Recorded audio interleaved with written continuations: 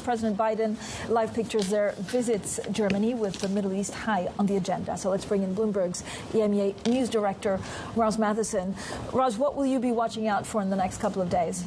Well, obviously, we're watching a number of things within the region itself and beyond. One of the first things is, what does this do for the war inside Gaza? What does it do with the push towards getting those ceasefire talks resumed, those talks around the return of the Israeli hostages? What does it mean also for the fighting that's going on between Israel and Hezbollah, another Iranian proxy group in Lebanon? And that's that widening Middle East conflict that we're seeing in general. On top of that, are we still going to get the Israeli retaliation against Iran for the recent missile strike that Iran did against Israel? So a lot of moving parts there, that it's very unclear where that all heads. You know, does Israel push on with all of those regardless of the death of Sinwar? And beyond that, with the arrival of the US president in Germany today, we're seeing France and the US particularly push heavily for the resumption of ceasefire talks in Gaza, and saying this is a moment to reset. You've weakened Hamas. Sinwar's an example of that.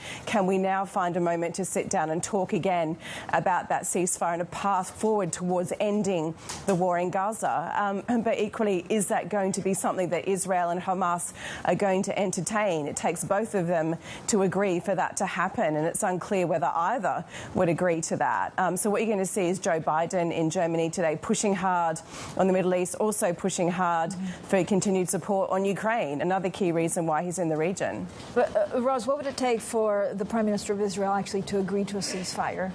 This seems like a good opportunity. Well, it does, and obviously Israel is saying this is a win for them, and it's something that Netanyahu had said was his goal.